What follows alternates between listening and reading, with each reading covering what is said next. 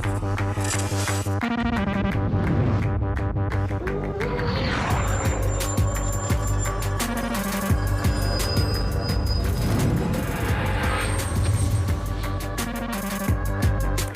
everybody, and welcome to Behind the Story. My name is Thusi, and I am incredibly excited to bring you what feels like a very first. And I think this lady and myself are a woman of very big firsts. And one of her very big firsts lately is signing with UMG internationally and making some really big moves since she started in this career. From the very beginning of her career, she's really done some incredible things. She's award-winning, she's a mom, she's a sister, she's a daughter, and right now, she's saying that we are Celia. I am Celia. I am Celia. I am Celia. I am Celia. I am Celia. I am Celia. I am Celia. I am Celia. I am Celia. I am my mother's daughter. I am Celia. I am my mother's daughter. I am Celia. I am Celia. I am Celia. I am my mother's daughter. I am Celia. I am Celia. Celia. I am Celia. She is also Celia, but you know her as Tiwa Savage.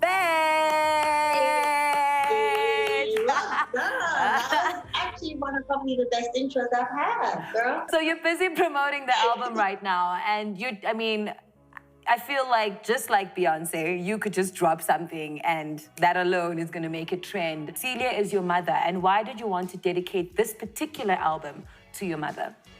I want to celebrate people, things, life, milestones while we're alive. And for me, my mom is,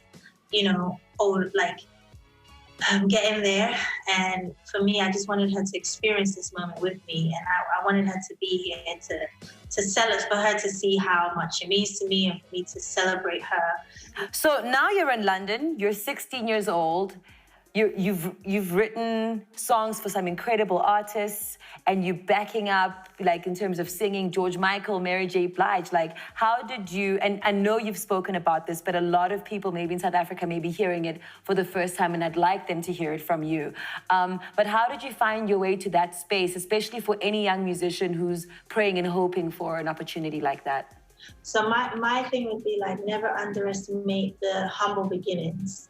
So for me, it was like, when I look back now, I can see how just God orchestrated my whole career, how this thing led to this thing, and me meeting this person, I would end up meeting them 5 years later, and they would introduce me to this person. And it's really, really, really important for you to know that your beginning is as powerful or as important as the destination. It was when I was doing backup that I met someone called Keith Harris, who was a drummer for Black Eyed Peas. And he then was just like, yo, you need to go to Berklee College of Music and study jazz music, study music. So he introduced me to someone who was at the school. Then from there, I met somebody else who later on I found out was like a producer for Fantasia, who I ended up writing for, and I got onto her album.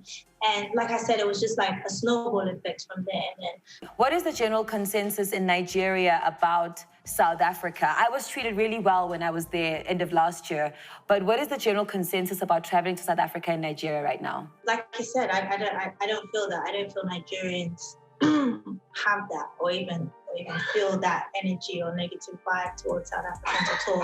And I actually really want to use this medium. I don't think I've ever spoken about it, so I really want to speak on it. And I actually want to apologize to South Africans because, and this is just for Tiwa Savage, because I feel like my tweet was taken out of content. Me, when it resurfaced and I said, I didn't want to perform at the show, it really wasn't to offend South Africans. I love South Africa and I love South Africans. Like, Who's your favorite singer in the whole world? Mommy and Davido. Huh? Who's number one? Mommy and Davido. And you look like you're really enjoying this motherhood jam. I mean, since we're on this topic, you also lost a child. I actually discovered about 2 hours ago when I was listening to that interview.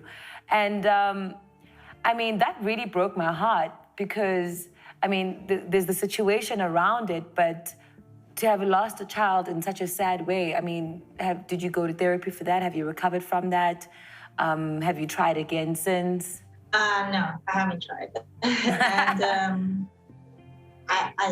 I'll be honest to say I didn't go through therapy for that because that happened around, you know, there was just so much that was happening even within my marriage. So I didn't really speak to a lot of people about it. My family knew and some of my close friends knew. If it was my first, I think it would have affected me a whole lot more.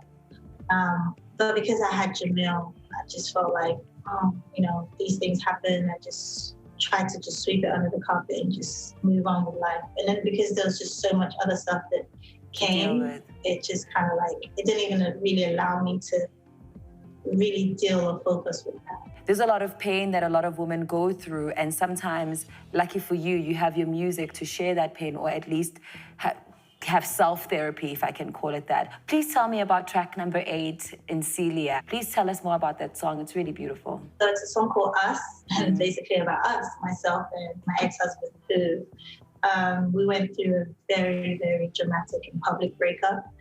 I think you know, with a lot of people, when they get into a relationship or a marriage, they want it to last forever, and that's what we wanted.